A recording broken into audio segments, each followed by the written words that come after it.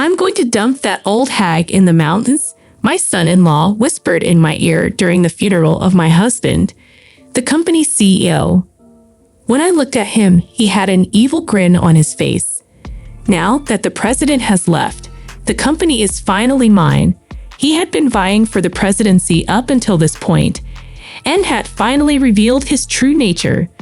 But life isn't that simple, my lovely son-in-law.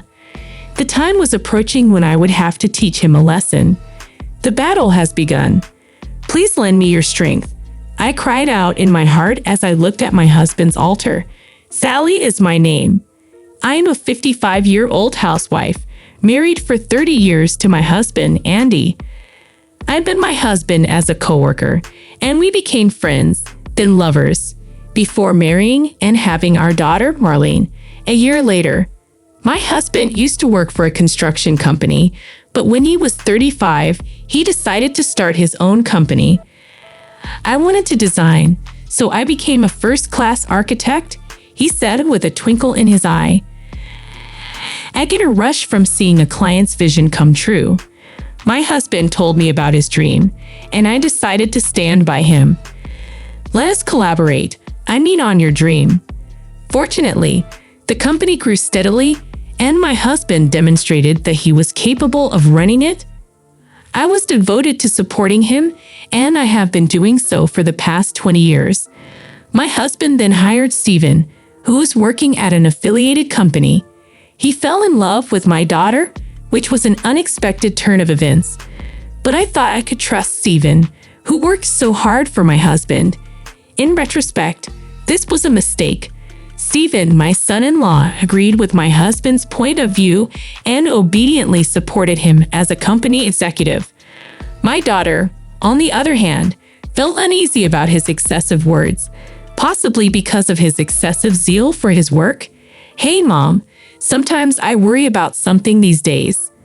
What? Maybe it's because he's been drinking. But Stephen said, I wish that old man would just screw himself. I can increase the profitability of this company. What a horrible thing to say. That's awful. They say that when you're drunk, your true feelings come out. But I doubt he'd ever betray your father. Although my daughter's words lingered in my mind, I forced myself to believe Stephen was also thinking about the company. We had no way of knowing what his true intentions were. A year ago, seemingly out of nowhere, something happened. My husband, Andy, who had always been in good health, began to look unwell and lost his appetite. He also frequently complained about back pain, so we decided to have him examined. The outcomes were disastrous. A serious disease was discovered which couldn't be treated, and he didn't have much time to live. Only my daughter's family and I knew this. We were all concerned about our future, but Stephen, who was with us at the time, reassured us. I hope Andy gets better. The company will be fine. You can leave everything to me with confidence. Stephen's words were oddly assuring, although I assumed these words were meant to reassure us. The triumphant look on his face filled me with unease. Stephen's attitudes gradually got worse from there. According to one of my husband's longtime subordinates, he had started speaking down to those around him, and other employees were having a bad time. Some of them left the company because they couldn't stand Stephen's outbursts, and others lost motivation to work. Stephen, you're very dedicated to your work, I told him, thinking he might be overwhelmed by the fact that he had to keep the company afloat. But could you please consider your employees' feelings as well? What you're making big claims, you should just stay by your husband's side. He looks to be on the verge of dying at any moment without interfering in my affairs. Nonetheless, Andy has carefully taken care of this business. You know, the company is almost mine now. You should be grateful that I, a wise man, have remained silent and followed this jerk of a president until now. When I heard this ear-splitting tirade, I couldn't believe it, and the anxiety I was feeling the other day grew even stronger. Stephen's words and actions have become worse with each passing day, and he has made comments that put employees under pressure. Employees who have been with the company since its inception had been doing what they had always done, obtaining contracts by repeatedly talking to clients about their needs and wants. This was my husband's policy, but he responded with a blunt remark. In this world, efficiency is everything. Don't be such a jerk. I'm going to fire you. Furthermore, he has switched to a method of sharing reports on a computer, which occasionally caused problems for the older employees. Can't you old people even use a computer correctly? Get out of here. You're stifling my progress. He'd yell at them, kick over the garbage cans, and make them pick up the paper scraps that were scattered around. After all, when our long-term business partners began to suffer as a result of the recession, we are not doing this for free, so we will no longer do business with you. He started destroying the trust that had been built over time. When my daughter Marlene asked for advice about him, I was at a loss for what to do. He's been treating Marlene like a servant lately. He will become enraged if she resisted even slightly. Who would marry you if you weren't the boss's daughter? Your personality and appearance are not my type.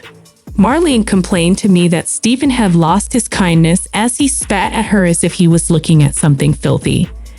Mom, Stephen has changed. No, the Stephen we see now is the real Stephen. And we were duped. My daughter sobbed out of frustration after hearing about Stephen's actions from his subordinate. My husband was also concerned about his employee. He summoned me to his bedside one day and asked for a favor. All right, I'll take care of it. So don't be concerned, I promised my husband. Something more bad happened a short time later. Despite his best efforts, my husband died within the year of being told he had little time to live. I couldn't stop crying at my husband's funeral, remembering how we shared similar values, had never argued, and had lived a happy life thanks to him. However, when we were listening to the priest's sermons, Stephen brought his face close to mine and whispered in my ear, "I'm going to dispose of you in the mountain." I noticed that he had an evil smile when I looked at him. This was Stephen's true nature. He had been on the board of directors since my husband's hospitalization, and now that he was gone, he must have felt secure in his position as president. From now on, I can make the company do whatever I want. I could almost hear his thoughts. Stephen, who has taken the word for granted, has no idea what fate awaits him. From now on, I'll be the one to put an end to this. It is now time for me to keep my promise to you. Give me your strength. I looked at my husband's coffin and confirmed my resolve. A shareholders' meeting was called following the funeral. Stephen, the director, arrived late and sat down on a chair in the center of the room. He looked around at everyone, and he was startled when he saw me sitting at the same table as him. His eyes fluttered several times. Why the old hag? I could hear him mumble. I had to hold back my laughter. The next item on the agenda is the removal of Stephen from the board of directors, the moderator said. My son-in-law, who had not heard anything, became terrified. Hey, wait a minute. What are you on about? I didn't hear what you were saying. He tried to stand up so quickly that he almost fell off his chair. Everyone in the room loved Stephen's misfortune. In fact, my husband gave me a majority stake in his company several years ago. Whoever owns the most shares has a strong influence over a company. I had exercised that right by requesting that the board of directors call a shareholders meeting. Stephen was aware of the shareholders meeting, but he had no idea it was to discuss his dismissal. How can I be fired without a valid reason?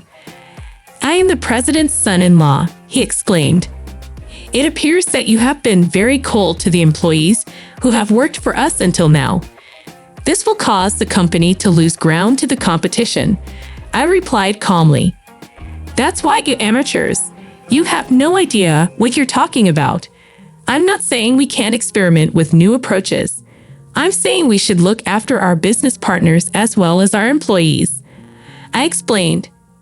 The shareholders nodded their heads as they listened to me. They understood and agreed with Andy's ideas about the company. Stephen's nostrils flared, filling with rage, and he yelled at me, "Things like that won't lead to the company's profit. You work solely for your own benefit, not for the benefit of the company, don't you?" "I know the truth." "What are you talking about, Stephen? You're completely out of line," I retorted. But then I held up the internal documents that my late husband had entrusted to me in front of Stephen. "Have you been misappropriating company funds for your own personal use?" The room erupted at that point, and all eyes were drawn to Stephen. He was agitated, and there was a cold sweat on his brow. "How did you find this?" he stammered. "It was given to me by Andy. That man had a customer-first policy, but you denied it and attempted to change it, didn't you? That's why he wanted me to bring this up. It's not fair of you to be snooping around. The company cannot afford to have embezzlers on its payroll. So, who will be the next president?" Stephen tried to divert attention.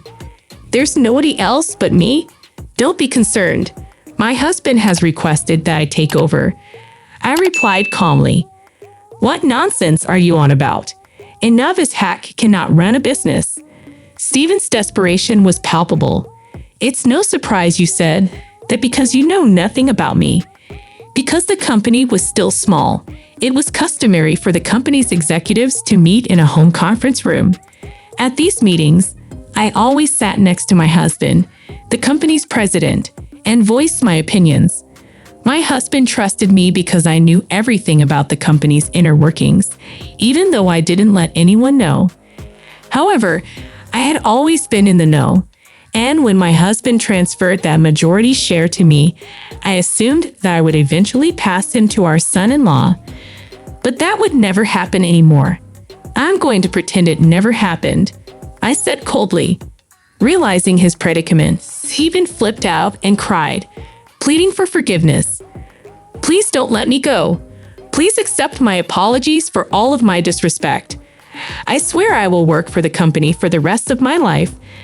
I'll even return the money I stole." "Do you really believe you can get away with it?" "Intended to use the funds to start a new business. It was not for monetary gain," Stephen pleaded. "That's funny. If you intended to start a business, why did you give women luxury foreign cars, brand name goods, and jewelry as gifts?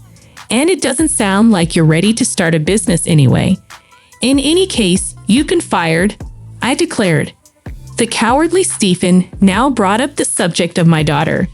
"If you make me suffer, your little daughter will suffer as well. Is that what you're looking for? Marlene has decided to divorce you, and she should have packed her belongings and left by now. She expressed her dissatisfaction with you." Oh no, Stephen realized the gravity of the situation. "And I've reported embezzlement to the police. So be ready," I concluded. Stephen was later removed from the board of directors, and he was arrested and imprisoned for embezzlement. My daughter had abandoned him, leaving him to fend for himself. As the president of a company, I am busy every day, but I am working hard to grow the company my husband left me. I will continue to respect the employees who have served us for many years, and while I will implement new ideas, my philosophy of putting myself in the shoes of the customer will not change. My daughter, who is no longer stressed, greets me with a smile at home. She's still young, and her life is just getting started. I will keep a close eye on her future. As the days passed, the company flourished under my leadership. I implemented policies that prioritized both employee welfare and customer satisfaction. Our business partners regained their trust in us, and our employees felt valued and motivated to work hard. Meanwhile, Marlene found happiness in her newfound independence. She pursued her own dreams and aspirations, free from the toxicity that once clouded her life. With each passing day, her smile grew brighter, reflecting the hope and joy that filled her heart. As for Stephen, he faced the consequences of his actions. Behind bars, he had ample time to reflect on the choices he had made and the harm he had caused. It was a harsh lesson, but perhaps it was the wake-up call he needed to turn his life around. In the end, justice prevailed, and our company continued to thrive. With dedication, integrity, and a commitment to doing what was right, we forged ahead, building a legacy that would endure for generations to come. And as I looked towards the future, I knew that Andy's spirit would always be with us, guiding us along the path of success and fulfillment. The moral of the story is that integrity, honesty, and empathy are essential qualities in both personal and professional relationships. It highlights the importance of standing up for what is right, even in the face of adversity, and the consequences of succumbing to greed and deceit. Additionally, it emphasizes the power of perseverance and resilience in overcoming challenges and achieving success. Ultimately, the story underscores the significance of maintaining strong, ethical values and treating others with respect and fairness, as these principles are fundamental to building a prosperous and fulfilling life. Thank you for joining us on this journey through the tale of resilience, justice, and redemption. If you enjoyed this story and want to explore more inspiring narratives and thought-provoking content, don't forget to hit that subscribe button and turn on notifications. Together, let's continue to uncover the lessons and wisdom hidden within the pages of life's stories. Until next time, stay curious, stay compassionate, and keep writing your own remarkable story.